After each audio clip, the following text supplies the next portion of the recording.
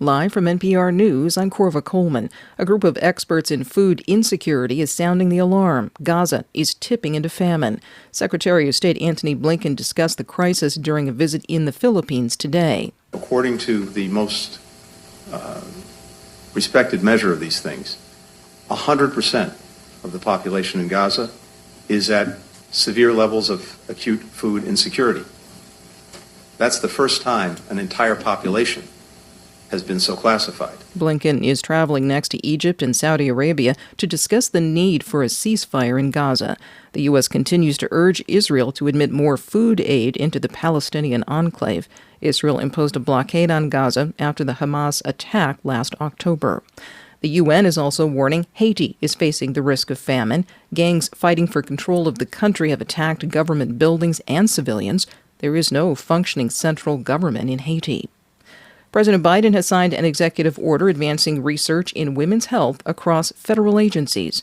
NPR's Selena Simmons-Duffin has more. At the White House, President Biden and First Lady Jill Biden explained how this issue was first raised to them by Maria Shriver, the former First Lady of California. Shriver explained in remarks to the crowd that research on medications and treatments has mainly been done on men, leaving many unanswered questions. Women make up 2/3 of those with Alzheimer's, and no one knows why that is. We make up 80% of those with autoimmune diseases, the majority of those with MS. No one knows why that is. The executive order includes $200 million for interdisciplinary women's health research at the National Institutes of Health, along with directives for other agencies, including the Department of Defense and the National Science Foundation. Selena Simmons-Duffin, NPR News, Washington. The U.S. Supreme Court has again put a hold on a controversial Texas border enforcement law. As the Texas Newsroom's Julian Aguilar reports, it allows Texas law enforcement to arrest people suspected of illegally crossing from Mexico into Texas. The High Court's order keeps the law on hold indefinitely as the case plays out in the federal court system. A federal judge blocked the law from going into effect last month, but the state of Texas appealed that decision to the Fifth Circuit Court of Appeals. Opponents say the law is unconstitutional because the federal government has the sole authority to enforce immigration laws.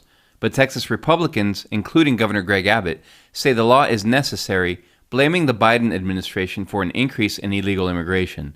Opponents also argue that the law could lead to racial profiling and that people of color anywhere in Texas could be subject to racial profiling if SB 4 is allowed to stand. I'm Julian Aguilar in El Paso. There are presidential primaries today in Arizona, Florida, Illinois, Kansas, and Ohio. There is a special primary in one California district for the seat of former House Speaker Kevin McCarthy. This is NPR.